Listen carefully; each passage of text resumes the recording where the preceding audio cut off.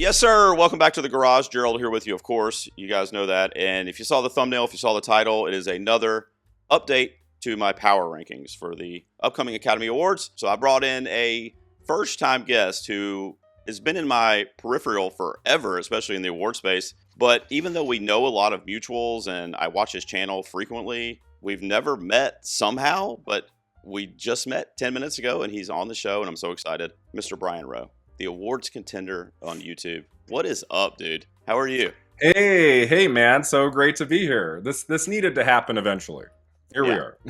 The awards garage and the awards contender. I mean, yeah, it had to happen. I had some channel members of mine and some regulars to my channel hit me up and say, have you collabed with Brian before? And it was like every week I saw that comment and I was like, let me see. And I didn't know how to reach you. And one of my members was like, oh, his email's in his description. So I felt like an idiot. I'm like, oh, okay, well, I'll just email him.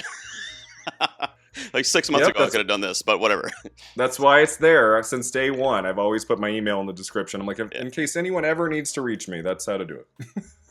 We're going to do the 4 acting categories, Best Picture, Best Director. We're going to kind of give where we're at, who we think is getting nominated if we were calling it today, right now. What I want to tell everyone, though, and I'm sure you would like everyone to know as well, because this could fall apart literally tomorrow as we're recording this. So today it's Wednesday, December 3rd.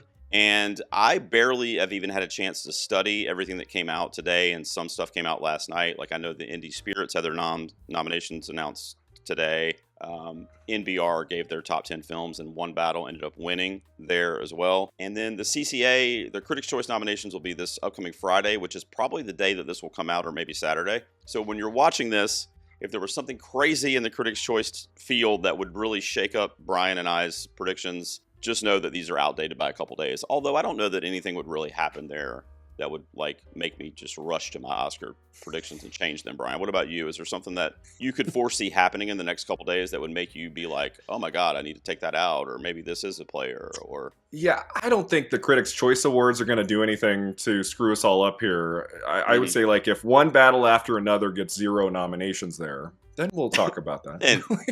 I don't think that's going to happen. I think there might be like one big acting surprise, maybe, and that's about it. There's not going to be much. Yeah, I agree with you.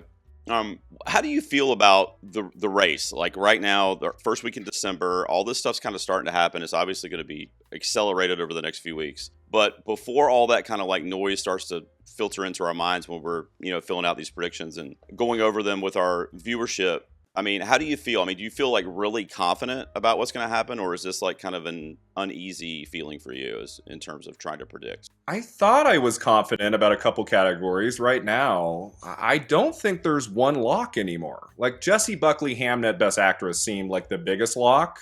It did, but like Rose Byrne is coming on here with some big critics wins and stuff, and that performance is insane. And I don't think Rose Byrne can win the Oscar because of the movie. I don't think it's in anywhere else. That's where I think she would struggle.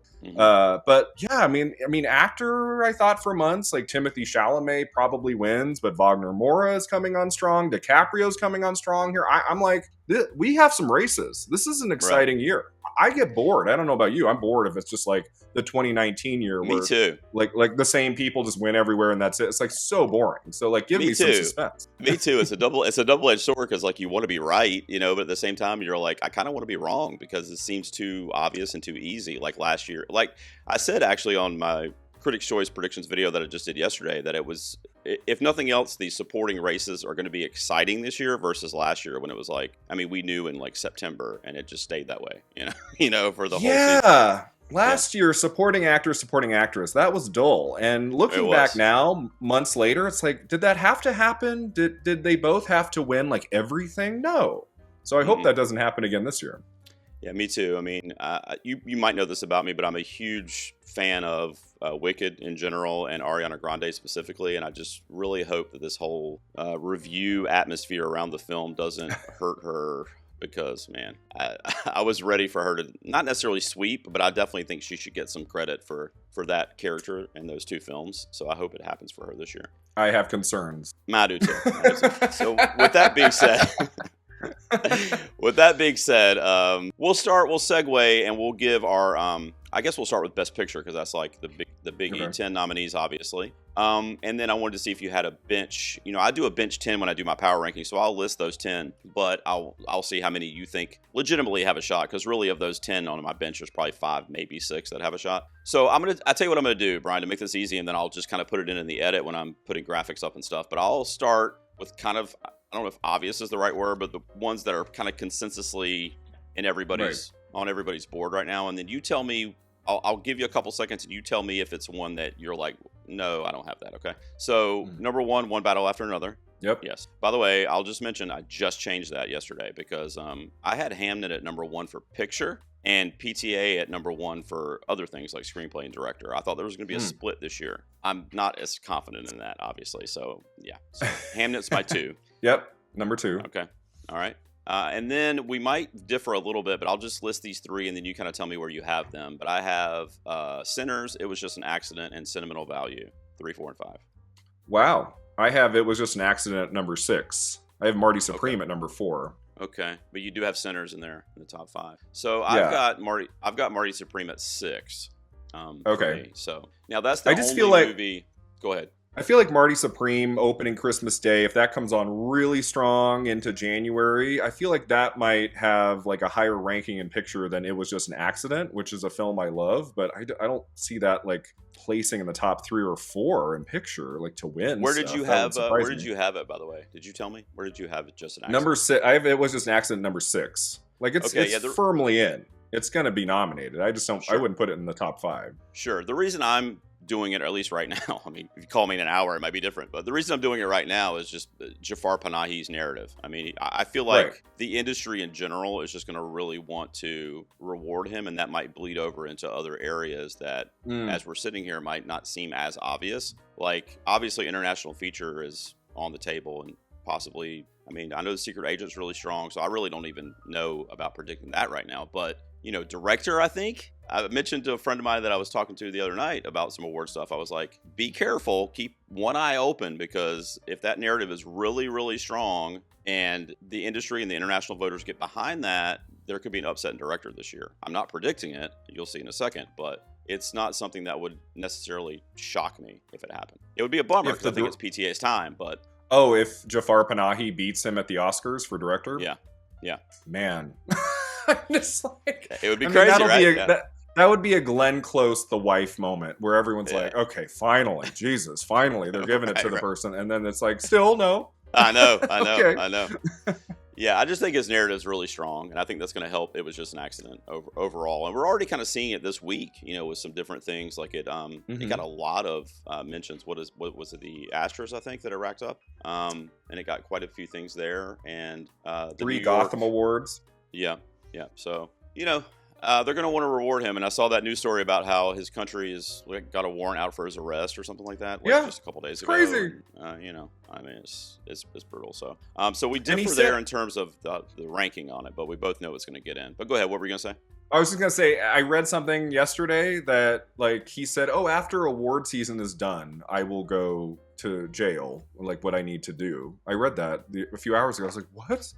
Yeah. This is crazy. Yeah.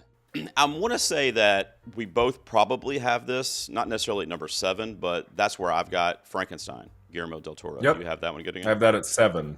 Okay. So 8, 9, and 10. I almost don't want to tell you because I feel like you may ground me. I may not be able to do any more videos. Let me just list my 3 for 8, 9, and 10. Okay. Okay.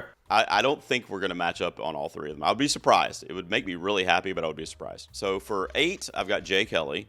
I'll explain if needed. At number 9, I have No Other Choice, which is a new entry for me from Park Chan-wook. And at number 10, I am holding on to my beloved Wicked for Good right now. But I'm using the caveat, Brian, before I hear what you have to say. If Wicked for Good misses literally anything, it's out. I mean, it is hanging on for dear life support. So 8, 9, and 10 for me.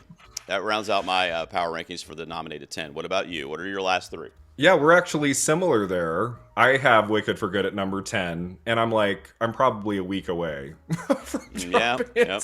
I still feel like both actresses get in at the end of the day at the Oscars, but I'm getting nervous about picture because there's so many wonderful contenders, and there's not a ton of passion for the second film.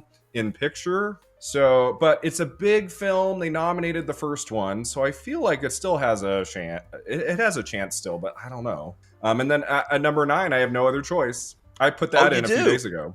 Yeah. Oh my God. Okay. I just love that movie so much, and I'm doubtful, but I'm like, it's so great. Like, that should be in there. It is really good. It's one of my favorites, which you try to separate head from heart when you do all this thing, but I didn't know you put it in. That's awesome. One thing about that film, and the reason I kind of snuck it in there, and it was so ironic, is I took out Avatar for it. Mm-hmm. And then I saw Avatar, and I'm like, why did I do that? Avatar's amazing. Oh. It's a spectacle. So it's like they're going to see it, and then they're going to be voting, and like it's going to make all the precursors, I think. So, it was on the NBR list today. I mean, I don't know what to do with Avatar. But first, did you give me your number 8? Do you have Jay Kelly in or no? No. So Jay Kelly is an alternate with The Testament of Anna Lee, which I'm going back and forth on. My number 8 is Train Dreams. Good one. That's a good one. I've got that one down at 13. Wow. I just, having seen it again, and it's building, man. That film is building, and it's so beautiful. And I'm like, I think that might make picture. It's a good one, and if it did, I would be thrilled. I think, obviously, Our Wicked for Good would suffer. But I guess I'm just haunted by Sing Sing a little bit with that, because it's at least the crew behind it. I mean, obviously it looks much different. It's beautiful. I think it's probably really good shot at things like cinematography, maybe even original song when we get there. So it's going to have other categories that it's being recognized in. So it's going to be in the mix, and people are going to be watching it because of that. So I think it's a good bet on your part. The thing with Jay Kelly for me, real quick, have you seen it yet or no? So I have reached out. I have tried. It's dropping on Netflix like the day or around when you're dropping this. I'm finally watching it Friday afternoon, and I can't wait. Okay. I won't go too deep into it then, but I will just say that I had it in initially to begin with because of Baumbach and Clooney, and I knew what the movie was about, and kind of like it just sounded Oscar-y, back in the summer when I heard about it. So it's always kind of been in my 10, and it's fallen in the ranks, but I've never taken it out of my 10. And then after I saw it a couple weeks ago, I'm like, this thing's not going anywhere. This is 1,000% an Academy film. Like, this is like the kind of movie that the members would get together and be like, wow, Baumbach and Mortimer made this for us. This is great, like a personal little film for them. I mean, it's like got that Hollywood component and the industry component to it, not just from Clooney's perspective, but I mean, Adam Sandler plays an agent and Laura Dern plays a publicist, and there's all kinds of people that are in that world depicted in the movie. Really good performances all around. I feel like I know your sensibilities too a little bit from the last couple of war seasons. I think you're gonna love this thing. In fact, I think you're going to put this in your 10 after you see it. I've had like 5 people say that to me. 5 people have said like, "Oh, you're going to love it." Yeah. If this movie could have just gone to TIFF, I was at Toronto in September. It didn't go there. If I could have seen it 3 months ago, maybe I could be like, praising the movie this whole season long. It's like, guys, should have gone to TIFF. Funnily, it should have, because it went to Venice with it went to Venice and Telluride. Yeah, and it didn't do well there. So I'm like, well, that's not the crowd for it after seeing it. So it made sense why it didn't do great there. But yeah, I think you're going to really like it. And I think I don't understand the whole, and I know you haven't seen it yet, so you're not included in this, but I don't understand people that have seen it that do this that don't think it's going to get nominated. It's just really strange to me. Now, there are a lot of great contenders, so it could just be a matter of there's not enough spots, and that's cool. But I think it's definitely Oscar friendly. Well, here's my question. So let's say Wicked for Good drops off and I add in Jay Kelly. You're telling me in the 10 Best Picture nominees, we will have 3 Neon films and 3 Netflix movies? That just seems unlikely. You would. I don't have Train Dreams in. But I've got, let me see, I've got Jay Kelly and Frankenstein. Those are my two. I feel like one of those 2 studios can get 3 in there. I don't know if both can. So that's the question I have right now. Me too. I mean, I guess you could technically swap Jay Kelly for Train Dreams if you decided to play the studio game there. But Netflix is, along with Searchlight, they get nominations. I mean, when I did a little project I did for my website and YouTube a couple months ago, I think it was like 18 Best Picture nominees in the last 15 years or something like that for Searchlight. And Netflix has got the most of any studio in the last 5 years. They don't have any wins, but they have a ton of nominations. So they know how to get them nominated. They haven't had a win. All I'm like, oh my god, yeah, always the bridesmaid, Okay, so Testament of Anne Lee. Like that is my number 12 right now, and I'm like, Searchlight has that movie, Christmas Day. Like that should get in, right? But I don't know. I have my doubts about Anne Lee. My thing is, why is it missing at less prestigious bodies with like a more favorable group of voters? Like, I don't know, it just seems weird to me. Like, I saw it didn't really get anything at Indie Spirits today except for like it got editing. Yeah. I was but like, what? No costume, no score. No, I mean, that movie screams those type of technical awards, at least to be nominated. And then I think I believe it missed a lot of shortlists for Critics' Choice too that I thought it was going to get. Oh, okay. Yeah. It wasn't I don't know. We'll see. On costumes. I was like, what? That's one of the few I have not seen yet. I haven't had a chance to.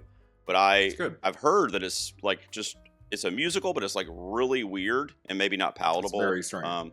Yeah. So it's not going to be for everybody. So it will not surprise me if let's say it just gets into actress, she squeaks in there, gets a couple technicals, and that's it. That wouldn't surprise me. I mean, I don't see it being like a picture, director, screenplay contender necessarily. Picture because of the 10 slots. I thought maybe, but we'll see. Yeah.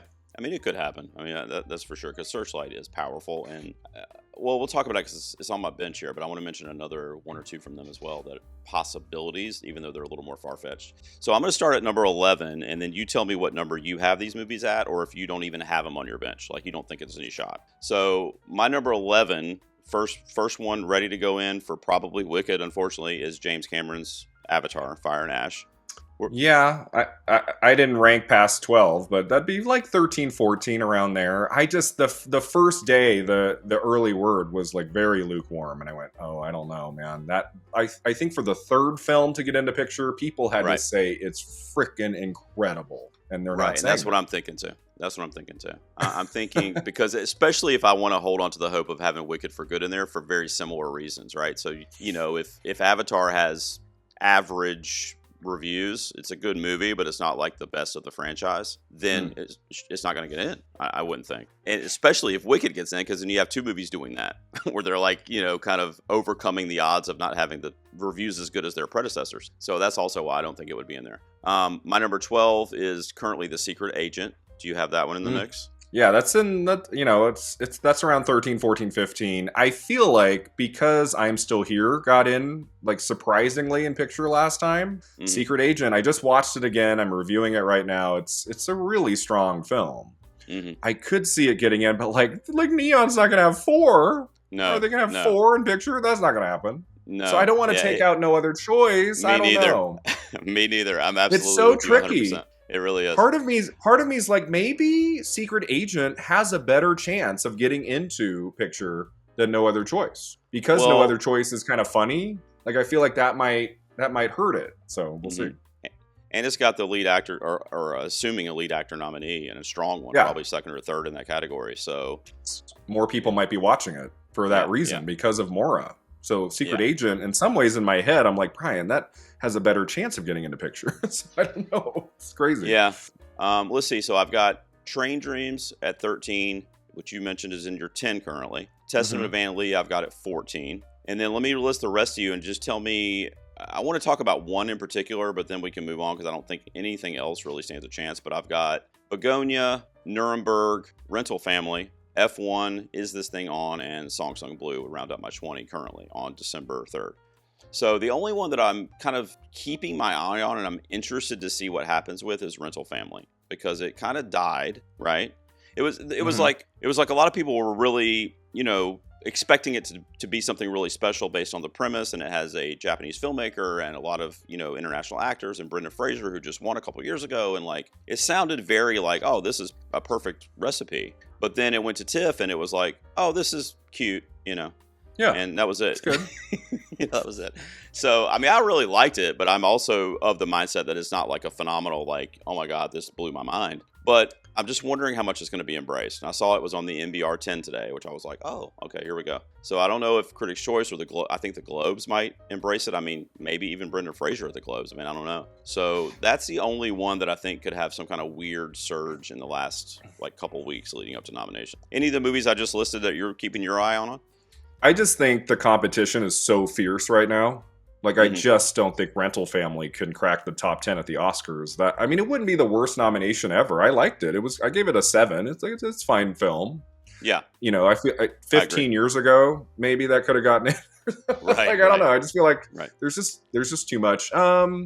Bugonia, I would love to see get in the picture. I thought that was great. But it's just a little weird. I'm just like, I don't think they'll embrace it. Like, I think the best chance in a way is like Emma Stone, an actress, for that film. And Plemons is great too. But yeah, that would be a really good. And I keep telling myself that I also didn't think Poor Things was Oscar friendly either. And that was like number 2 that year probably. So yeah, but that one was more epic in scope. That was like, Sure. It was like a magical world of fantasy, and it was like beautiful to look at. And Bugonia is much like smaller in scope and vision until like the very end, I guess. But yeah, Poor Things made sense to me as more of like an Oscar-friendly movie. So just to recap real quick, I think the only ones that we missed on is you do not currently have in Jay Kelly, but instead you have in Train Dreams. Otherwise, we matched 9 out of 10, which is pretty good. And I'm glad I had another Wicked fan on to talk about this with me. I don't have to argue with them. I'm hanging on to Wicked for good for 2 reasons. I liked it more than most. I know you liked it too, and I'm just like at the Oscars, they're going to want to recognize like at least 2 kind of big studio films there. Yep. And Sinners is the first one, and I feel like Avatar or Wicked like gets in there and like slot 9 or 10, and I still think Wicked has a better chance in a way. Me too, especially with all the acting, assuming all the acting nominations it'll get, and it's probably going to be in the running for a lot of. I don't think it's going to get all the tech nominations it got last time, but it's going to be in the running for a few of those too. So original songs on the table this time, and it wasn't last time. So I think it's going to be. I think it's going to be more present across the different branches too. So let's shift to some exciting races. I think let's start with lead actress. So I'll do the same thing here. So my top 2 are probably the only ones that I feel confident that you might even match with me on. We'll see here. So I've got Jessie Buckley, obviously at number 1, and Renate Reinsve from Sentimental Value is my 2. Is that your 1, 2? Yep, that's my 1, 2. I think Reinsve, I can't see her winning very much this season, but her film is so strong, and she's got some great scenes in that. I think she gets in. Yeah, she's really, really good in that. She was arguably better in Worst Person in the World and didn't even get nominated. So what a tragedy that would be if she gets snubbed again this year for this. Okay, so this might be a little weird here. I think we both probably have, based on what you said earlier, Rose Byrne. I've got her at number 4 right now. Is that where? Yeah. Okay. I have her at 3. She's at 3 for you, which is probably smart, especially what's been happening the last couple of days in regards to the award circuit and the notoriety that she's been getting for that performance. On top of like you said earlier, I just loved it. It was a great performance. I've got to round out my 5. I've actually currently got Chase Infinity at 3, which these last 3 are these last 3 are interchangeable. I've got Chase Infinity, Rose Byrne, and Cynthia Erivo. Again, I'm hanging on to at literally, if there's a fence, she's literally like got 1 foot on the fence and the other one is in the nomination field. So just like the film. That's my 5. So do you have Chase and Cynthia in yours or no? Yeah, I have Cynthia Erivo right now at 4. I think even if the movie misses picture, I think Erivo gets the actress nomination. She's got some great scenes in that. I really do. The one Chase Infinity, man, I might be just like sleeping on that. I don't really see that at the Oscars. Like, I don't know. Like, it makes sense because like she's in like the potential Best Picture winner, and all of the other categories will be taken care of. We'll have someone from that movie. I don't know what it is, her age or something, and because she's so new, I'm just like, I feel like in a very, very crowded actress field this year, that she might be the one major player from that movie who misses. It's interesting you have her at 3. She is my alternate. She's my number 6. But above her at number 5, I have Amanda Seyfried. I still have Seyfried in. Okay, yeah. I had her at 6 for a while, and I just kind of moved stuff around a little bit because when I was talking about my heartbreak earlier, I took Jennifer Lawrence out of my 5. And I know you're probably going, yeah, you should have done that a month ago. But hear me out. I never had her past I know. I did. I had her in super early. Like, I was talking to you about what Cody and I did back in like March and April, and I had her in then, and I've just kept her in because, first of all, because I love her, and second of all, because I know her pedigree, and I think Joy was the last time she was even in like an awards conversation. It was like 10 or 11 years ago. So I know they're going to want to have her back, much like Julia Roberts in like an After the Hunt situation, kind of in my head, and like I knew it was Lynn Ramsey, so I'm like, all right, well, if Tilda Swinton couldn't even get to the Oscars with Lynn Ramsey, I don't know. But then I saw the movie, and I'm like, now I know it's not a fun watch, but I think it's the best work that Jennifer Lawrence has ever done by like a long shot, including the ones that she won Oscars for. So she's incredible. Yeah. I was just convinced when I saw it. I was just like, they're going to see this, and of course they're going to nominate this, And I don't know. I think it could be a situation like Tilda Swinton, ironically, for a Lynn Ramsey movie where she like hit all these precursors and then didn't get nominated. I mean, that could happen because she's probably going to get into drama at the Globes. Yeah, Lawrence made sense in May. I was like, oh, that's going to happen. It's been a decade. She hasn't been in a while. And then you see the film, and she's great. I think the movie around her, it's just not very palatable for many voters. It's a tough watch at times. The movie came and went. And it's like, well, it's not going to get into any other category. And because there's like a good 8 to 10, amazing contenders for actress, I just think she doesn't make it at the Oscars. I hope she does get into a few places before, though. Go ahead. Yeah, my fifth is Amanda Seyfried. Amanda Seyfried for Ann Lee. I think even if it misses picture, it just gets like 2 to 4 technical nominations or something. Searchlight is really good about getting their actors into the Oscars. And she is in almost the entire movie. It's 2.5 hours, and she's doing some really raw physical work. She's singing, and she's got an amazing voice, and it's just like, it's a big performance. I feel like she can get it. I'll be surprised, actually, if she just like comes up with very little this season.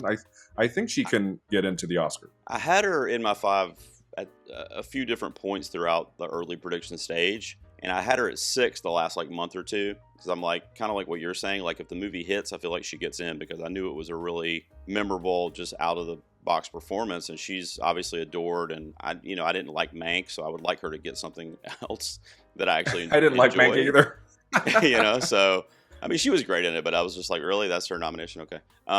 But I don't know. I'm just kind of like what we said with Picture. I'm just kind of worried that movie's not showing up at some places that I thought were going to be kind of easy for them to show up in, like costumes and production design and score. And like, I mean, you see it in the trailer and stuff, and you're like, oh yeah, it's going to be able to compete for those categories, but it's not even making shortlist for them, which kind of just makes me kind of worried for her, because I guess she could get in without other stuff. But go ahead. Keep in mind, it's very early. Yeah.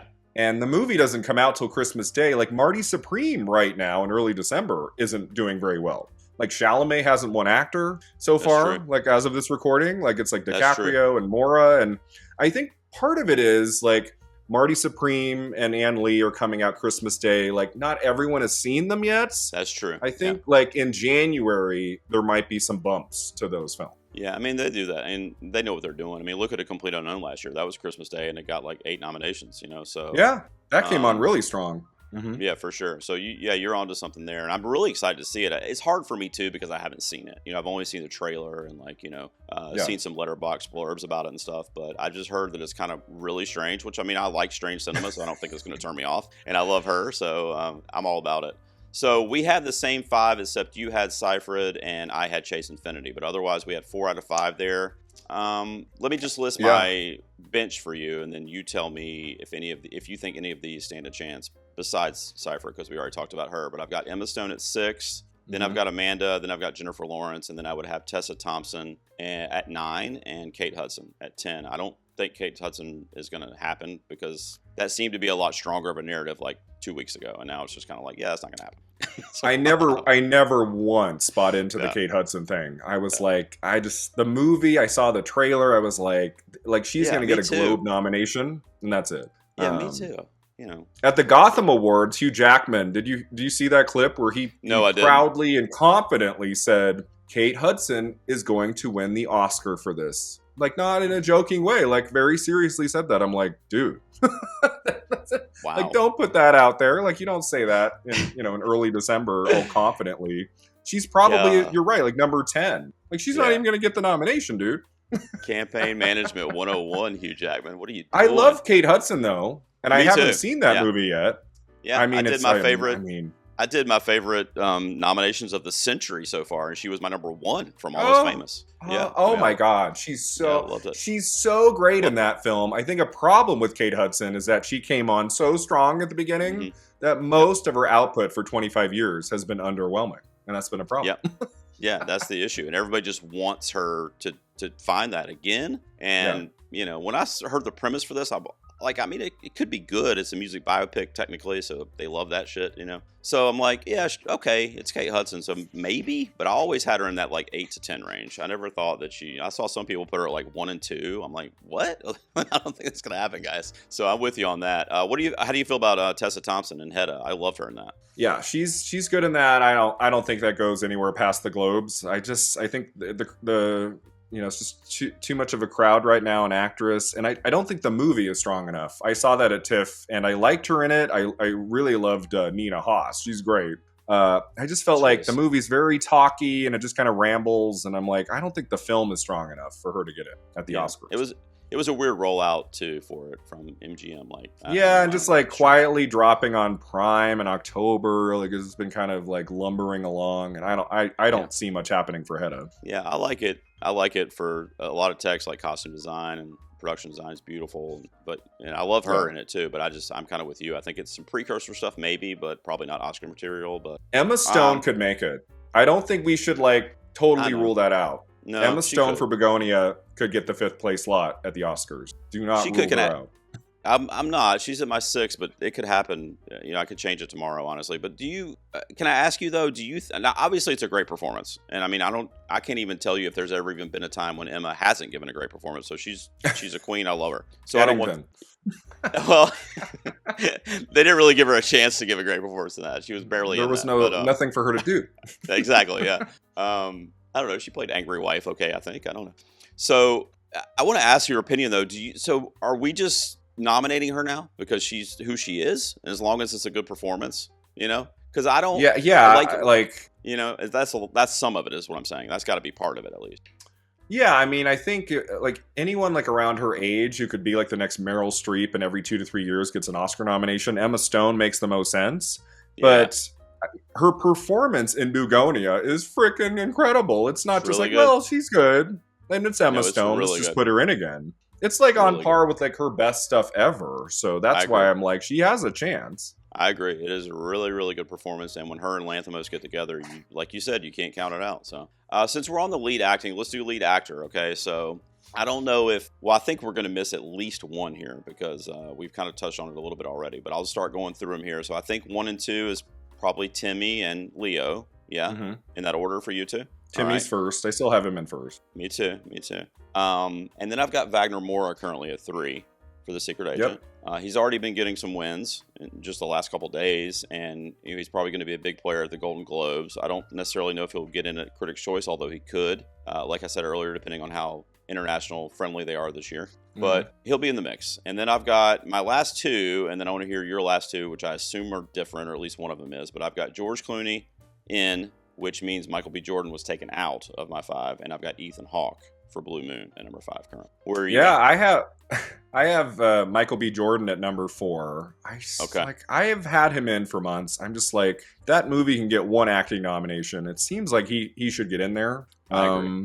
He's going to do well with the precursors, I think. I think he gets in at Critics' Choice and Golden Globes and probably SAG. And then it's like, I don't know, like if Sinners comes on strong and gets into picture and director and it's like in the top 5 in picture, I just feel like he makes it. And then my number 5 is Ethan Hawke, even though like nothing has happened with Ethan Hawke so far this week. It's been quiet on his end. So I'm like, maybe we were all just like hope-dicting that. Yeah, I don't know why. Not going to happen. Yeah.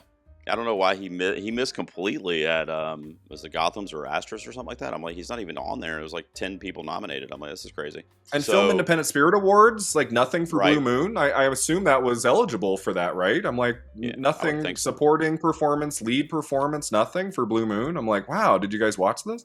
It's really good. Yeah. I think I agree with you about Michael B. Jordan. He was in my 5 for a long time, but kind of like what I said with Picture earlier. But when I saw Jay Kelly, a lot of things just changed for me, like mentally, because I like the movie a whole lot. First of all, and second of all, I could like just see the Academy eating that up. Whereas Sinners, is going to be a stronger movie overall in terms of the haul that it's going to get nominations, but at the same time, it's a genre film that is not necessarily Academy material in terms of like what usually wins there. So sight unseen, my thing with Clooney has always been, isn't he's playing an actor, and is like, is there a big stretch? That's my question, like, to get the Oscar nomination. He's just, I mean, not to say he's playing himself, but there seems to be like not as much of a challenge, like compared to like Ethan Hawke. Right. That's more of a challenge, you know. Who's embodying a real person, and then Michael B. Jordan's playing two people. Like, you know, I absolutely, I don't even disagree with what you're saying. But so I think once you see it, you might, because he is playing himself. You're absolutely right. But I've always said, like, it's hard to do that. You know what I mean? Like, have you ever tried to like just be yourself, like, but performing it for somebody? Like, it sounds like it would be easy, but it's actually kind of a hard thing to do. So it's like a really meta kind of place you have to go to. So I thought he was great in it. I do probably prefer Michael B. Jordan to get in there, to be honest with you. But when I saw it, I just don't see a world where the Academy wouldn't want to nominate Clooney for that role. I mean, maybe you'll know what I mean when you see it. So I've got Jordan right on the outside. So basically we had everything, again, 4 out of 5, except I had Clooney and you had Michael B. Jordan. The rest of my 10 would have been Jesse Plemons for Begonia, Joel Edgerton for Train Dreams, Lee Byung-hun for No Other Choice, which is a new addition for me. I just love that movie so much when I saw it a couple weeks ago. And then I've had him higher earlier in the season. I've been dropping him down, and now he's at number 10, but that's Russell Crowe for Nuremberg. He was really, really good in that, actually. Any other players besides Jordan and Plemons that you think could surprise that we didn't mention? Or how do you feel about Edgerton, maybe? Or? So I have Clooney in 7th. I have Edgerton in 6th. Okay, there you go. Edgerton is wonderful in that, and he's never been nominated before at the Oscars. I feel like that would be the movie to do it for. So I think he's definitely a major player. You think Timmy wins this? Tell me. I'm a Stan. I'm a Timmy Stan. Yes. So I hope you say, yeah, I think he's got it. Yes. Isn't it weird that he's like 30 and every year we're like, it's got to be now. Like he's 30, you know what I mean? Like, it's going to be all right if he doesn't. But yeah, I think if A Complete Unknown had not happened, let's say that movie didn't exist, and all we had in the last couple years were Wonka, Dune Part 2, and now Marty Supreme, then I would say, well, maybe not. It's like the 1-2 punch of him getting in for A Complete Unknown, playing Bob Dylan so brilliantly, so great. He was in 2nd place to win the Oscar for sure, I think. And now he's coming on strong with an end-of-the-year movie that people are loving, and he's the face of it. I just, like, if DiCaprio's in 2nd, he has an Oscar already, and he's a part of an ensemble in that movie. He's not the focus of One Battle. So I'm just like, I think even if it's kind of close, I think Chalamet pulls it out. Yeah, I think so too. And I think if the movie hits, he's in, and it sounds like it's going to. So we're going to talk about Ariana Grande next, but between him and her, I'm like, please, like, you know, because it rarely Mikey Madison last year, but other than that, it rarely happens recently in recent memory where like my favorite ends up winning. Supporting actress is a head scratcher for me. Every single time I sit down to do my power rankings, something changes in my top 5. So it changed a little bit this time too. I'll start naming names here from the top. So I've got Ariana at number 1 still. Yeah, are you with me? Yep, I still have her at 1. Okay, good. Until that changes. That's why some people dropped her. And then I've got Teyana Taylor from One Battle at number 2 currently. Yeah, I have Amy Madigan at number 2. Oh my God! So we have to talk about this. Go ahead. So how long has she been in your 5, or did you just recently add her? She's been in my 5 since I saw it in August, but like on the fringes, always around 5th place. Like, I don't know. The big problem with her, 2 big problems. It's a horror film, and it might be the only Oscar nomination. Those are the 2 problems. Right. But it's such a flashy, big, villainous, Joker-like character in a movie people really like a lot of people really enjoy it. It was a huge hit at the box office, and I just keep thinking about the Rosemary's Baby Oscar win for Ruth Gordon, 1968. I mean, that's a long time ago, but that movie didn't do very well at the Oscars, and she got in for a horror film, kind of similar in a way role, and she won. And I'm just like, there's very few veterans in the female acting categories this year. Rose Byrne, an actress, is like the oldest one. She's like 46. I'm like, there's got to be one much older Isabella Rossellini actress in supporting. And I don't think Glenn Close is happening. I think it's going to be Amy Madigan. I think, like, even if the movie kind of underperforms all season, I think she can get into supporting actress at the Oscars. I have I'm really thrilled to hear you say that, because I have a similar sensibility to what you were just saying about, because I was doing my power rankings a month or two ago, and I'm like, everybody's like 30 or younger. I'm like, this they're weird, all young. You know? This is weird, you know? So for me, it's been the last like month or so, it's been Gwyneth Paltrow for Marty Supreme as that kind of like, you know, not old necessarily, but older previous winner. So she would kind of be that representation to me, where it kind of like looks a little more normal. The Amy Madigan thing, I honestly hope happens. I've never put her in my 5, just because I can't even tell you the number of times the Academy has broke my heart when it comes to horror films and horror characters, that I've literally just stopped predicting them until it's like obvious, you know? So she's having a good week this week. I mean, she's already turned up in a couple places that, you know, are going to help her for sure, get her name out there, help her campaign. And she does have that resume, like you said, and, you know, she's just been in the industry for so long. So I've got her at 6. Okay. But I get what you're saying. So she's your number 2. I've got Teyana at 2. Did you have Taylor in the 5 though, right? Yeah, I have Teyana Taylor at 3. So I'm wondering, so you probably don't have Paltrow then. That's probably who we're off.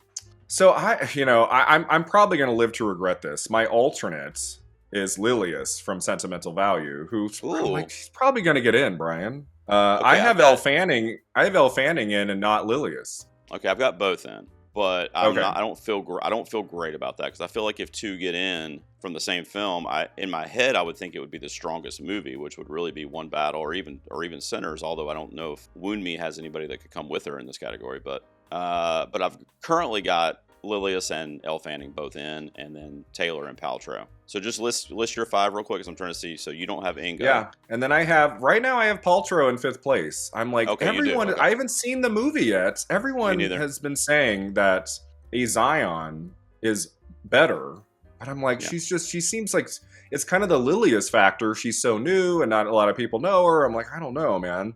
So I have Ariana Grande, Amy Madigan, Teyana Taylor, Elle Fanning, Gwyneth Paltrow. And I don't feel confident about it, dude. I don't either, man. I don't feel confident about We're not going to be right on supporting actress. No. We're not going to be right. Which, to your point, makes it exciting. I mean, last year it was like so obvious in those categories. So it makes it really exciting. I love Odessa Zion. She's on this new TV show I've been watching with Rachel Sennett. I love her as an actress. She's really alluring, and she's great at the craft, but kind of like what we were saying earlier, is like they're all so young and new, and like, are the Academy going to even know who they are? You know what I mean? Like, some of these names, like you were saying, Amy Madigan 40 years ago got nominated. I mean, they're going to know that name. They're going to know, you know, obviously Ariana Grande from last year, so she has a little bit of a leg up there. And Gwyneth Paltrow, you know, Elle Fanning has gotten precursor nominations in the past at various shows, so they're going to know her. That's a family that the Academy knows. So I don't know, man. This category just gives me a headache every single time I look at it. The only ones that we haven't mentioned in this category, just see if you think they stand a chance or what would happen to get them in there. But we mentioned Odessa Zion, and then I've got Wound Me Misaku from Sinners at my 8, Glenn Close from Wake Up Dead Man, and then I've still got Jennifer Lopez in there at number 10 currently for Kiss of the Spider Woman. I wanted that to happen for a long time. I actually had her in my 5 early in the season, and then the movie kind of had a lukewarm response and a box office flop or whatever. So, I mean, she's really fucking good in it. So, I love Jennifer Lopez, and I really wanted her to get the Oscar nomination for Hustlers. And then I saw Kiss of the Spider Woman at Sundance way back in January, and she's bringing it in that movie. I was like, this could be it. And then the movie just like, oh my God, it just came and went. Nobody showed up. And I'm like, that's not going to happen. I mean, it's too bad. It should have just gone to Netflix. You're right. Another one that's an interesting category we'll do next is supporting actor real quick. I feel really good about the 5, although I could see us not matching on 1. But let me give you my 5 real quick, and then you tell me if we're off here. Okay. So I've got Stellan Skarsgård in the lead, although I know I've seen different names at number 1, but I've kept him at number 1 for a couple months now for Sentimental Value. Then I've got both One Battle boys at 2 and 3, Sean Penn and Benicio del Toro. Paul Mescal for Hamnet, and Adam Sandler for Jay Kelly rounds out my 5. Give me yours. Are my 5. You have the same 5? That's your 5? Okay. So yeah, I mean, I really want to predict a Lordy, but I don't know. He's my 6. Yeah. He's my 6 too. You know, the same thing we were talking about with these young actresses and stuff, but what I noticed in my research that I kind of knew already, but then it kind of like hit me like a freight train when I was looking at names from the last like 15 years when I was doing some research, is that when younger actors do get nominated, it's almost always female. It's rarely like a dude. So I mean, Timothée Chalamet is not old necessarily, but he's been around. He's already got a couple nominations. Jacob Elordi doesn't have that kind of cred with the Academy yet. I'm not saying he couldn't get nominated here, but as a creature, it's kind of like what we're talking about with Amy Madigan, but times 10 for me, where I'm like, they're not going to fucking do that. You know what I mean? I would love it, but I just don't see them doing that, If Frankenstein safely getting into picture, if they go all in on Frankenstein, they give it 5, 6, 7 nominations or something, and they want to do something fun and crazy, I could see it. I just, like, now with Benicio del Toro, like, rising and doing really well so far, I'm like, I think he's getting in with Penn. So I guess, and Paul Mescal is absolutely getting in. Like, he has to be nominated. Skarsgård. So then it's just Sandler. So it's like, if Elordi gets in, he takes Sandler's spots over Sandler, and I'm pretty sure you're going to like Sandler's performance. I've heard he's wonderful in it, and I really wanted him to get in for Uncut Gems, and that still pisses me off. He deserved that, and it's like, okay, me too. Yeah. The thing that gives me pause with the Sandler nomination is I hope I'm not doing too much hope dictating, like you said, because like I want him to finally get that nomination, get the monkey off his back there. It's a great performance, but I tell myself, like, it's a great performance, but it's not as good as Uncut Gems or even Punch Drunk Love, and he didn't get in for those. Mm-hmm. So I keep telling myself that, and I'm like, so it would be a narrative kind of thing where it's like, it's a good performance, but he didn't get in for better ones, which makes me kind of freaked out a little bit. But I think if the movie gets into picture, which I have it doing, right, and if Clooney gets in, which I have it doing, there's no reason why Sandler wouldn't get in. It would just be a bias that he's having trouble overcoming at that point, Yeah, I mean, right now, I don't have Jay Kelly in picture. I don't have Clooney in actor, but I have Sandler in over Elordi. I think it's that, like, I feel like my heart might be broken if for the next month I'm like, Elordi's going to do it. He's going to make it. Oh, my God, he got in at SAG. Oh, my God. Oh, my God. And then he misses at the Oscars. I'll be like, God damn it. Yeah. But Sandler is not like, an Academy favorite or anything. I know. So he could miss too. He could. I mean, they love snubbing him, as we've seen. So, yeah, it's a tough one to call. I love both dudes, though. I just feel like, Sandler's narrative is obviously a lot stronger. I think people want to see that with Sandler. Yeah, like, he's been around a long time. He's done some really great dramatic work, and he I just feel like this one might happen. The only other ones that when I'm looking at my bench, so obviously Elordi is my 6. We matched on the 5, which is great. And then I've got Delroy Lindo, Miles Caton, both from Sinners. And I recently just added these 2, but I've got William H. Macy from Train Dreams and Andrew Scott from Blue Moon, rounded out my 10. Do you think any of the Sinners guys have a chance to surprise in this category? Yeah, I think it would be Delroy Lindo. I think Lindo makes it if a couple of these guys fall off for whatever reason and they go all in on Sinners. I think that's the one way Lindo makes it. I think the problem with that is that you have like 2 great performances from that movie that could both get into supporting actor. So there can be some vote splitting there. William H. Macy, Train Dreams could be a dark horse. He's really good in that. He is. And he's a previous nominee. Yeah, and he's beloved, and he does a lot of great stuff. I mean, box office, Artur, all kinds of stuff. TV. I mean, he's everywhere. And we're talking about all this like screen time, and you mentioned Isabella Rossellini from last year, and Teyana Taylor from this year. And it's like, if they make an impact in the film, which he did in that movie, I mean, he really did. Yeah. Then he was kind of felt throughout the course of that film, at least after we were introduced to his character. So I could see it happening. I could see like Sandler at the last minute there, he doesn't make it. Yeah. And Macy gets in. We're like, what? That could happen. Yeah. Yep. And then we'll have to play this back for him, Brian, because I agree with you. Yep. All right, the last one for power rankings, and then we're just going to give you some quick lists as to what we think is going to get nominated for some of the tech categories, too, that I just did my predictions for, and I want to see what Brian thinks of those. But real quick, let's look at Best Director. So here's what I've got. Obviously, PTA is the clear front runner, I think, probably.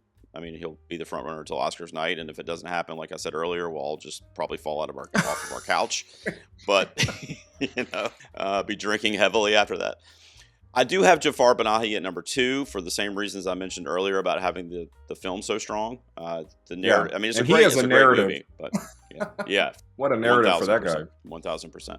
I do still have Ryan Coogler in. Do you have him in your 5? He's my number 3 currently. Okay, a lot of people I've seen are removing him as not getting in. I'm like, all right, well, let's please don't do that. He needs to be in there. That would be bad optics, I think. Plus, it's like, aside from one battle, it's like the movie of the year. It's like the representation of 2025, I think. Yeah, that'll be a bad look. That'll be a bad look if Coogler misses. He deserves to be there. Absolutely. I've got Chloe Zhao for Hamnet at my 4, and I just recently, to my dismay, tried to put my head inside of the Academy members, so I took out Joaquin Trier and I put in Guillermo del Toro in the 5th spot. I'm not doing that because I want that to happen necessarily, even though I do love del Toro. But based on what you were saying earlier, they're probably going to love Frankenstein. They love him. I mean, obviously, he gets nominated whenever he makes a damn movie, you know? So, you know, he's getting there.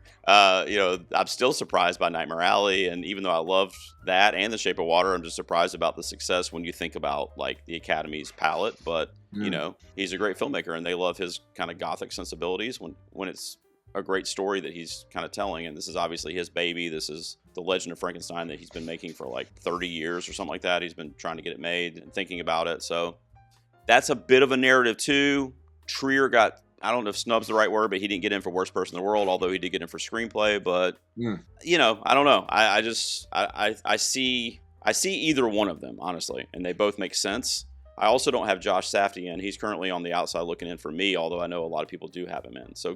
So who are we missing? Who do you have in yours? Or do you have everybody that I listed? Yeah, so I haven't really considered the Del Toro thing that much. I mean, I guess he could get in. He's very beloved. Part of my problem is I think whatever gets into the 10 Best Picture nominees, Frankenstein is my least favorite. I thought that movie had a lot of problems. I don't think that's a great film. It was good. It had its moments. I thought Elordi saved it. I thought his performance, his scenes were amazing. A lot of the other stuff kind of bored me. I don't know. I think I do need to watch it again.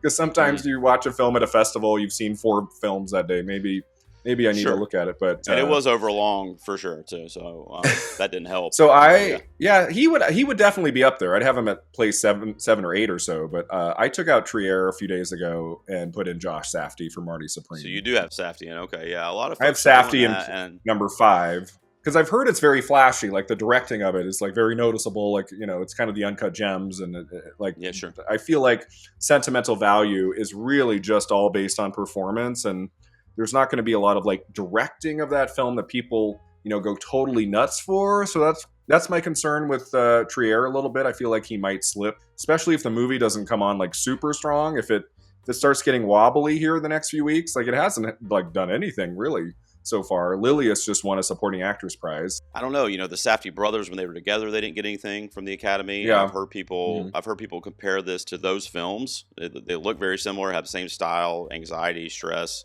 and somebody said it reminded them of a Requiem for a Dream, and I'm like, okay, what are we thinking the Academy's going to do with this movie if it's like that? You know, so I think it's going to show up. It's going to be, you know, present on Oscars morning, nominations morning. But I just.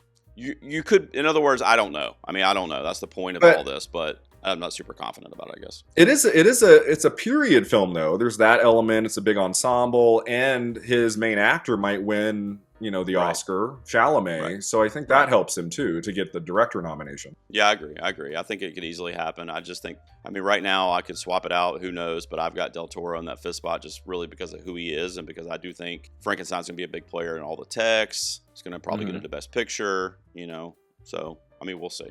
And then the only other names I had in my 10 are Park Chan-wook for No Other Choice, Mendoza for The Secret Agent, and James Cameron for Avatar. I just added to my 10th after seeing the movie because they love James Cameron as JC. I don't think he'll get into the 5 for that film. Like we said earlier, it would have to be like 100% on Rotten Tomatoes and the best Avatar that has ever been made, you know. So, and it's not that. So, any other directors we didn't mention that you feel like could surprise? Yeah, you mentioned Mendoza for The Secret Agent. I feel like that's a possibility. The international films, you always have to kind of keep an eye on those. Like maybe someone from, you know, a director of one of those could show up. Park Chan-wook would be inspired. Like I don't know why he should be in like slot 3 for director. I'm just like, why is he not there? It's weird. I know. And then after seeing it, I was like, he's doing some things in this movie as a filmmaker. I mean, like as a craftsman, that I'm just like, from the directing. Yeah, I've never seen that. Like, you know, it was shot like of the alcohol. Exactly. I was like, this is amazing. And some of the transition shots he was doing with the fire and stuff, I was like, oh my god. Okay, so let's do some tech categories. So I'm going to be premiering my predictions for a few of the bottom of the line categories that I have not done before. I literally did them a couple of hours ago. So I tried to read up on them a little bit. Let's start with probably the most... there's no reason to even do predictions for visual effects, I don't think, because I saw Avatar Fire and Ash, and that should definitely win. It was absolutely breathtaking in terms of visuals, even though the story was a little flatter than I wanted it to be. So I've got that at number 1. Yeah, I'm gonna give my 5, and then I want to see I want you just kind of talk about your 5. So I've got that. Then I've got F1, the movie, as my runner-up. And then interestingly, I didn't see anybody else doing this after I made my predictions, but I'm like, you know what? I feel this happening. The next 2 actually.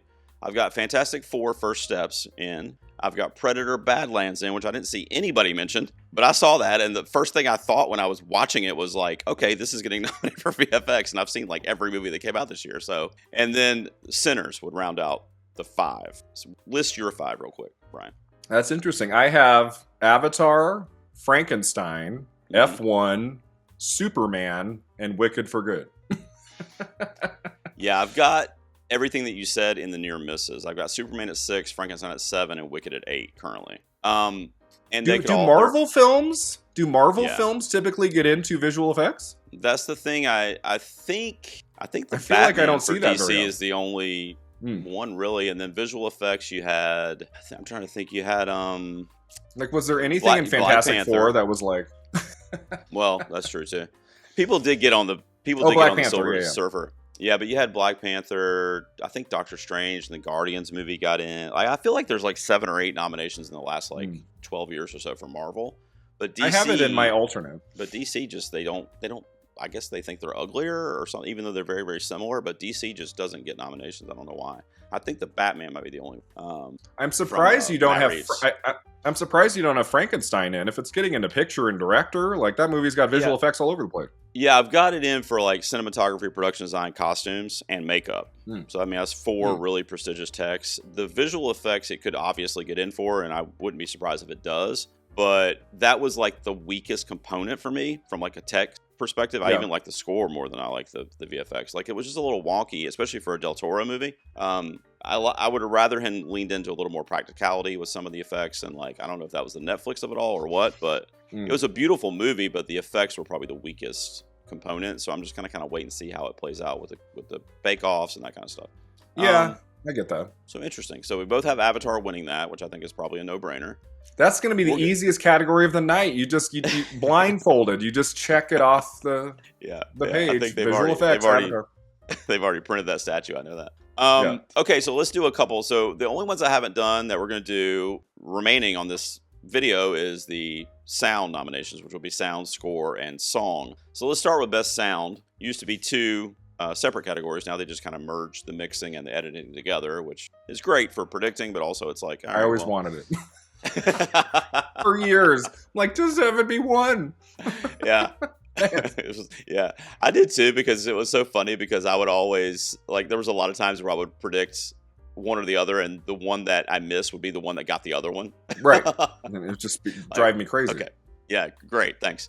So for best sound, I currently have the front runner as Sinners. Oh. And then I've got Avatar at 2 currently. That could be the winner, depending on how they feel about that movie overall. But I mean, Avatar is arguably the only one on my list that's like creating sounds that don't really exist, which is always a thing that I think impresses them with the first 2 films. One Battle After Another, I have at 3. F1, I have at 4. And then I did put Wicked for Good, as this is one of their tech nominations this time around as well. That would be my 5. If you want to give your 5 real quick, let's see how we do here.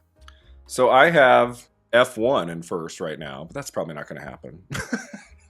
When I was thinking of sound films of the year, like that one, I saw that. Sure, I saw that in an IMAX, and it was just like, whoa! I mean, talk about the sound design and stuff. I have F1. I have One Battle After Another. I have Avatar. I have Wicked for Good and Sinners. So we have the same. But 5, I guess Sinners Sinners could be higher, because of the music and everything. That's it for me. Sinners is the since Springsteen died a rapid death this year. Probably because they changed that title with the colon or whatever. That was the stupidest thing they could have done. But when that died, I was like, all right, well, and Sinners really has like, in the juke joint where they're performing on stage, and it has basically concerts that they're kind of doing on stage with the blues music and different stuff. And they have that one, music montage that everybody talks about. And then you have the the vampire stuff too. So, I also saw that one in a Dolby Cinema, kind of like what you were saying with F1, and it's a really impressive. Some of the ones that are in my near misses are actually should be winning this category. But obviously, I'm trying to predict what the Academy's going to do. The ones I have in my near misses, so we matched on our 5 there, which is great. I have Warfare at 6, Surat, which is an international film from Neon. That the sound, that should win. Have you seen that, by the way? No, it's in my Neon box set. I'll get to it. The sound in that film, oh my God, man. It's like, it should be like Avatar is for VFX. The sound is really impressive in that movie. And then I've got Frankenstein, Marty Supreme, and my beloved House of Dynamite that nobody likes but me, which I think has a great sound design too. So I've got that as like a Hail Mary that is probably never going to happen. So I feel like Frankenstein can get in. Frankenstein could get in. Yeah, especially if it racks up the text. Warfare, did you see Warfare? Right. How do you feel about that? Yeah, Warfare, the best thing about that film was the sound design. So that would make sense. A lone sound nomination would be unusual, I think. It would be. And Civil War missed too, don't forget. So, which was also great sound. Such great sound design in that, yeah. All right, so so I have Sinners winning, but you have F1 currently as your number 1, right? Yeah, I have F1, but one battle, like if one battle just like win, if they're just like checking that title off the ball, that could win too. But Sinners has a good shot, yeah. So best score, I took some notes on the composers here too. But all the composers in my 5 at least are no strangers to the Academy, so it wouldn't really matter unless they just are going to reward people that have won in the past, if you want to factor that in. But here's the 5 I've got currently in order. I've got One Battle After Another winning this. Johnny Greenwood, which a lot of people have Goranson for Sinners, but Greenwood's never won, even though he's a previous nominee. And One Battle, like we're already saying, could be a checkbox situation, and it is a really, really memorable score. The single piano note. Like it's something my kid would play on Coco Melon in the morning. Like you just hear it, you can't get it out of your head, and it just kind of takes you to that film if you play it or if you hear somebody playing it, you just immediately go to the scene that you saw it in. I do have Sinners at 2. Then I have Desplot for Frankenstein at 3, Hamnet at 4, and Begonia, which is a score that I really, really like this year, from Jerskin Fendrix would round out my 5. What do you got? Yeah, I have 4 of those. I would have Hamnet at number 3. That score is so beautiful. It's so emotional. That's got to get in there. Begonia is my alternates. I have Marty Supreme in there. I looked at 2 different websites, and they both had Marty Supreme, and I haven't seen it yet, but I feel like it might be like the strength of the film that could maybe get it in like over Begonia. If Begonia is not really going to place very much, like would they just give it score and then like one other nomination or something? I don't know. Right. Yeah, Greenwood for One Battle, I just feel good about him because the score in Phantom Thread that he did was still one of my favorite scores in recent memory. He did get nominated for that, but he didn't win. And then I think he also did Power of the Dog, which was also a really, really good score. So he's got a couple nominations. So I think they're kind of like getting closer and closer to maybe like pushing him over that line. And this is the movie of the year, or at least we're assuming it's going to be. And you said Marty Supreme already. I do have Wicked for Good as a near miss here for score. Same thing with Testament of Ann Lee, because I kind of expected that to be doing a little bit better so far on some of these minor groups. But that's really it. I really, really like the score in House of Dynamite, but I just think that movie's dead. It's probably not going to get anything. I also think it's a really good screenplay, a really sharp screenplay, but I don't think it's going to get that either. So that's pretty much it. So you have Sinners winning currently? In score, I have One Battle After Another winning. I think that's good for sure. Good. So we matched up. Yeah. Okay, good. So many people were saying Sinners. I'm like, okay, yeah. I see it. Goranson wins, but I don't. Sinners would be second. Yeah, Sinners. I feel like if it's not One Battle, it's Sinners. Absolutely. So this is a fun one. How do you feel about before you give me your predictions, how do you feel about the lot of original songs this year? Because some years I'm like, what in the hell? What Spotify playlist did I stumble into? This is crazy. What did you feel about what's in the mix this year? You want my hot take? This is like one of my least favorite categories. Is songs. Is it really? I don't like songs. Like it's just, it used to like, I feel like it meant something decades ago. Now it's like, it's often like a song that's like in the end credits, or it's like, and it's like, okay. Like when they gave Spectre original song, I said, I'm done with this category. This is it. Like that's winning. Okay. But I love Golden. That's a banger song, and that it really is. It really is. Yeah. I do have that winning, and then the rest of my 5 would be I Lied to You from Sinners, Miles Caton. Girl in the Bubble. Yep. My girl Ari from Wicked for Good. I didn't put the other Wicked for Good song in, though, because when I heard it, I was kind of like, well, Girl in the Bubble is the obvious standout of those two. It's better. So, yeah. And then I hate myself for doing it, but I have Diane Warren in for a song that can't win again. Dear Me. You have the Diane Warren slot. This is why this is one of my least favorite categories. The stupid yearly Diane Warren nomination. I'm frickin' sick of it. I'm done. Me too. Did you see her? Did you see Relentless? Her documentary? Did you see No. that yet? So I saw it, and it really, Brian, it really is heartbreaking too, because like they spend a 20 or 30 minute section of her documentary. All her friends are kind of like filming it on their phones and stuff, and they're all gathered to watch the Oscars. I can't remember what year it was. It was recent, though. It was like a few years ago when she was nominated. And they're showing her backstage when she lost and stuff. And, like, it's just like, man, why are they doing this to her? You know what I mean? Like, oh, it's brutal. I mean, the joke I make is that, like, years after she passes away down the road, she will still be getting nominated in this category. Probably, yeah. They'll be they will find a way. They'll be unearthing her hidden tapes. It'll be like, oh, there was a song she wrote before she passed, and that's in this random ass movie that, you know, played on Quibi for a day, and that gets in, you know. There it is, yeah. The only other one I haven't mentioned yet in my 5 is Miley, because I'm Team Miley for her Avatar original song called Dream as One, which I just heard for the first time when I saw the movie yesterday, or day before yesterday. So it could happen. It's Miley Cyrus. Yeah. They want to have her at the show, I'm sure. That's my alternate. I haven't heard that song yet. I mean, you know, it's good. Don't discount James Cameron songs like, you know, Titanic, like they can get in. Yeah, for sure. My other one, there's the other song from Sinners. There two songs from the movie can get in. Last Time I Seen the Sun. I don't know. I'm like, maybe Sinners gets 2 nominations in song. Yeah, that's a good one. That's a great soundtrack. So I could see that happening too. Right now I have it spread out to where there's a different movie for every nominee, but that could totally happen. I got Golden winning this though. So Avatar, like, it misses picture and it gets it wins visual effects and gets a nomination for song. Yeah, right. Like, okay, a weird haul, right? Kind of random. Cameron really brought it, you know.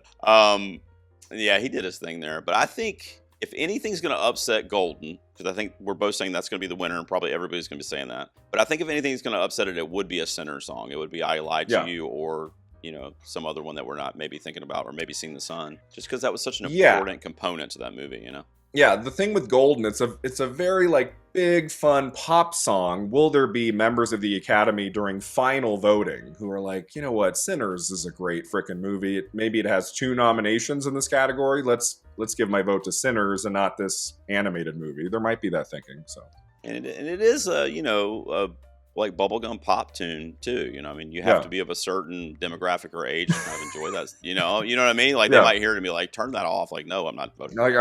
No. So you know, we'll see. I mean, we'll see. The only other one that I think has a good, there's actually a couple that have a shot here. And I actually haven't heard one of them, but I did hear the Train Dreams song that plays over the credits from Nick Cave that really fits that film. That's another song that's almost like a character of that movie because it really is great at relaying the message of the film. And it's the title of the film, which I think would help in voting. I know it sounds stupid, but like, oh, Train Dreams, you know, especially if it's nominated for picture. Like, oh, I just voted for that for picture, like, you know, song. So and Sing Sing got into song, right? Yes. Yeah. I think Sing Sing got it. So that could be, Train Dreams could surprise in song. Yeah. Yes, same team there. And then the only other one that I think could be a possibility is Clothed by the Sun from Testament of Van Lee, which you may remember, but I haven't heard that one yet. So I think it's an original number. It has like 3. It has like 3 songs. It's been months, but I remember there were 3 songs in it that were really haunting, really well done. So that could be a nominee too, depending on how well that film does on Oscar nominations morning. Yeah, for sure. Well, Brian, you've been hanging out with me for like 90 minutes, man. You're the best. You got so much. During award season, we're all busy. I was joking with you before we started because I got my job today, and then I'm like, I got to talk to Brian Rowe tonight. Like, figure out what I'm doing, you know. Big fan of yours. I have been for a few years now, and I just can't believe that we haven't met or, you know, had any kind of podcast together or anything yet. It's crazy, but I'm so glad that we were able to do it tonight. I want you to give me, this is going to be our send off, and I'll let you tell people where to find you if for some reason they don't know how to do that. But give me your one like wild prediction, like something that on Oscars night for a win. I mean, that don't assume whatever you're going to say is nominated. So the nomination would probably be a surprise. The win would probably be a surprise. Just the craziest win that you could think to happen to kind of blow everybody's mind, but that it's still kind of possible. It's in the realm of possibility. What's a wild prediction? Park Chan-wook wins Best Adapted Screenplay. I love it. I knew I asked you that for a reason. That would be so good. I love that. It gets the 10th place slot in picture. He's not in director, but he's in adapted screenplay. And there's like kind of a vote split between Hamnet and One Battle, and somehow he pulls that up, and he wins adapted screenplay.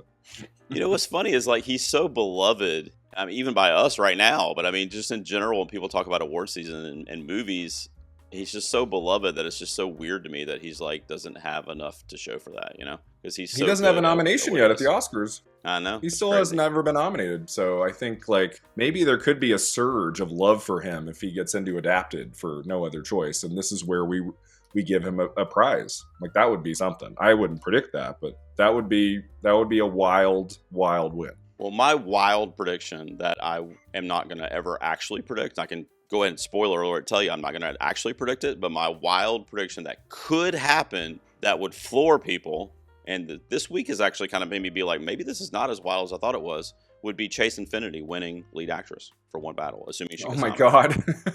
That would be very wild. Yeah. I mean, I'm thinking of like a coming along with the strongest film Mikey Madison type situation where like, you know, she's got a couple precursors, but not all of them. And, you know, here we are. And then like, oh my God, she won. I can't believe it. Only, you know, 2% of people picked that or whatever. So that's my kind of wild, Madison is the movie. She's the title. Yeah, that is her story. Whereas for 1,000% for sure. Infinity is a member of an ensemble. That's where I think just getting a nomination will be tough. That would be winning. huge. But boy, I would love to see her win Best Actress somewhere this season, though. That would be really cool. That'd be great. That'd be like, sure. Whoa, okay. I loved her in that movie, and yeah. I think the movie's going to do really well. So that's why I think it could happen. But at the same time, it's wild. It's not going to happen. That's why I'm saying it's a wild prediction. Yeah. I'll never actually put it on any of my list or whatever. So, Mr. Brian Rowe, the awards contender, tell him what you want to tell him, where to find you. I know you only do YouTube, right? You don't have a podcast or anything like that, or a website, or no. Yeah, I used to have a podcast called Film at 50, and I decided to put all of my focus into the YouTube channel, the awards contender, which I've been doing for 4 years now. It's my passion. It's my love. It's my job. I do it every day. And I really enjoy it. And I just hit 600 videos. I've made a lot of content. So if you're bored, you can go on there and find something that you like. I do predictions. I do retrospectives. Some of them really long. Like I made an hour video about Glenn Close's entire career and her 8 nominations. Like you can go back and find all that stuff. And then I'm on Twitter/X at Mr. Brian Rowe. I post there usually 3 to 6 times in the morning every day. That's kind of like the main social media I do is there, Mr. Brian Rowe. Well, I hope I can catch up with you at a film festival maybe next year because I got my wife to sign my permission slip. I get to pick one next year to go to. So okay. I don't know what it's going to be, but maybe TIFF. Go to TIFF. Or film festival. Or, okay. But I was going to tell you, I love your channel, and I've been doing this for a couple years, but I really just started like really devoting a ton of time to it this past award season. So I've really been consistently doing it for about a year or so, and you're an inspiration. I mean, I love your channel, and I love tuning in. Not even really I like the prediction stuff, but I like when you do the breakdowns of actors and actresses that are finally getting their due. Like I remember, you might get a kick out of this, but last season I rode with Mikey Madison since Cannes. Like I never changed it the whole year. She was my number one, and she ended up winning. And some people didn't even have her winning. And when I saw your Demi Moore video that you did, where you talked about her career and the different ups and downs and where she missed and the globes that she had and all this stuff, I'm like, man, maybe Demi Moore is going to win. And you had me actually like this close to changing a prediction that I had all year, and I would have been like, Brian Rowe, made me change it. But I didn't. But it was a great video, and you do great stuff over there, man. I love your content. So I think you and I are going to be getting together again before this whole award season wraps up. So yeah, you're coming on my channel. We're going to talk about SAG predictions. That's coming up. In just a week or two. We're going to talk SAG. Who's getting in there? My favorite one to predict because it's like 5 categories. No song either, so you probably like that. It's just the acting. I'm happy with that. All right, guys, look up Brian Rowe if you haven't already, and subscribe to his channel. And I'll be on that channel next week, I guess, right? And when we do our SAG predictions, and I'm looking forward to it, man. This was a blast, and thanks for joining me to update my power rankings, man. I really appreciate it. Thank you so much. Absolutely. I'll see you guys next time. We'll be talking Oscars, obviously, in the garage.